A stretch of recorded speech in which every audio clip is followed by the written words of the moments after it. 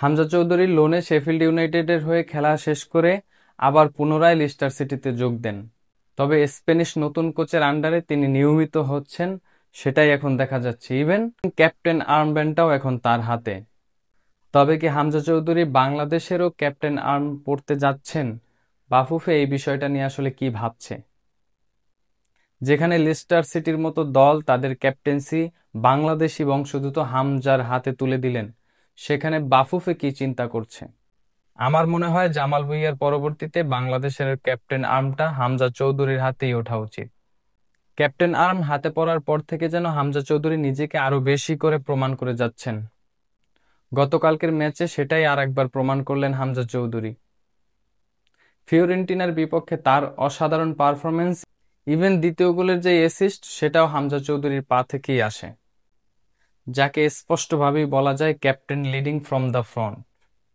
হামজা চৌধুরী গতকাল right back পজিশনে rock solid ছিলেন একেবারেই। গতকালকের ম্যাচের যেই পরিসংখ্যান সেটাই প্রমাণ করে। হামজা চৌধুরীর ফুট মুভ রেটিং ছিল 7.7, যেই রেটিং তার দলের চতুর্থ সর্বোচ্চ রেটিং। তার এই রেটিংই প্রমাণ করে গতকাল তার পারফরমেন্স কতটা সলিড ছিল। হামজার গতকালের ম্যাচের পরিসংখ্যানটা যদি আমরা একটু দেখি, হামজা চৌধুরীর পাস একিউরেসি ছিল 88%। যদিও 75 মিনিটে তাকে উঠিয়ে নেওয়া হয়, 49টি সফল পাস এবং একটি শট নেন তিনি, সেই সাথে একটি চান্সও ক্রিয়েট করেন, এবং 74 বার তিনি বল টাচ করেন, এবং ফাইনাল থার্ডেও তিনি একটি পাস দেন এবং ডুয়েল ওন করেন, এবং একটা ইন্টারসেপশন ছিল তার ম্যাচে। প্রতিপক্ষের ডিবক্সে গিয়েও তিনি একবার পাস দেন এবং একটি ইন্টারসেপশনও থাকে।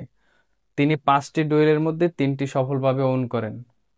যদিও ক্লাব ফুটবলের ব্যস্ততার কারণে পরবর্তী যে বাংলাদেশ ম্যাচ নেপালের বিপক্ষে, সেখানে হামজা চৌধুরী না খেলার ইঙ্গিত দিয়েছেন, তবে তার এই পারফরমেন্সে তার ভক্তরা আশাবাদী নিশ্চয়ই।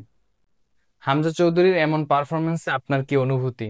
নিশ্চয়ই কমেন্ট বক্সে আপনার মতামত জানাবেন।